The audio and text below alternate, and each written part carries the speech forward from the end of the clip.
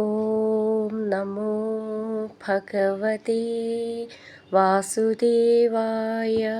ഹരിമുരളീരവത്തിലേക്ക് എല്ലാവർക്കും സ്വാഗതം.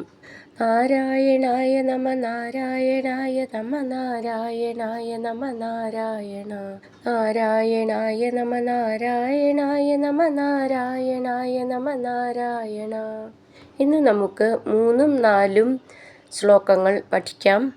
ശ്രീമന്നാരായണീയം ദശകം 56 കാളീയ ഗർവശമനവും ഭഗവദനുഗ്രഹവും. ശ്ലോകം 3. ത്വതവ ഭഗ്ന വിഭുഗ്ന ഫണാഗണേ ഗളിത ശോണിത ശോണിത പാഥസി ഫണിപദാവസീദതി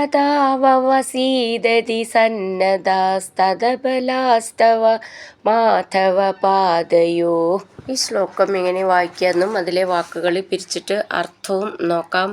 ത്വത് അവ ഭഗ്ന വിഭുഗ്ന ഫണാഗണേ ഗളിത ശോണിത ശോണിത പാഥസി ഫണിപദൗ അവസീദതി സന്നദാ തത് അബലാ സ്തവ മാധവ പാദയോ.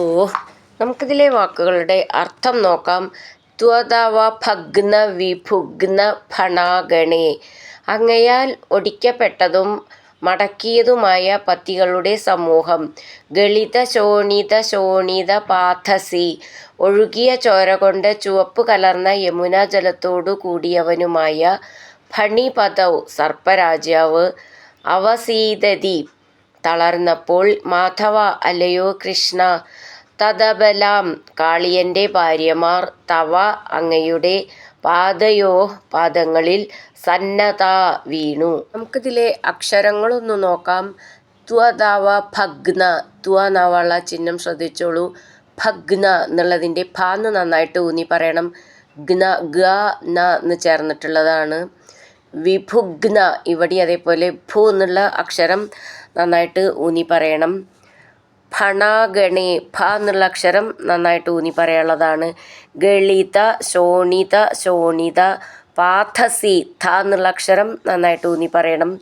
ഫണിപദാവ വസീദതി, ഫണി എന്നുള്ളതിൻ്റെ ഭ എന്ന് നന്നായിട്ട് ഊന്നി പറയണം. സന്നദാസ്തദബലാസ്തവ, സന്നദാസ്തദബലാസ്തവ ചേർത്തിട്ട് ചൊല്ലുമ്പോൾ സ്തദബലാസ്തവ, സ്തദ എന്ന് വരും. ബ എന്നുള്ളത് മൃദുവായിട്ട് പറഞ്ഞാൽ മതി. മാധവ, ധ എന്നുള്ള അക്ഷരം നന്നായിട്ട് ഊന്നി പറയണം. പാദയോ, അവിടെ ലാസ്റ്റിൽ വിസർഗം. അങ്ങനെ നിർത്താം. ത്വതവ ഭഗ്ന വിഭുഗ്ന ഫണാഗണേ ഗളിത ശോണിത ശോണിത പാഥസി ഫണിപദാവസീദതി സന്നദാസ്തദബലാസ്തവ മാധവ പാദയോ. അടുത്തത് 4ാമത്തെ ശ്ലോകം.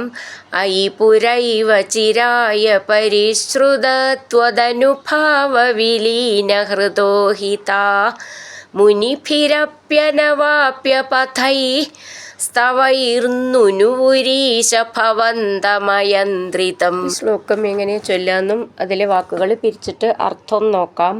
ഐ പുരൈവ ചിരായ പരിശ്രുതത്വത് അനുഭാവ വിലീന ഹൃദോ ഹി താ മുനിഭിർ അപ്യനവാപ്യ പഥൈ സ്തവൈർനുനുവുർ ഈശ ഭവന്തം അയന്ത്രിതം.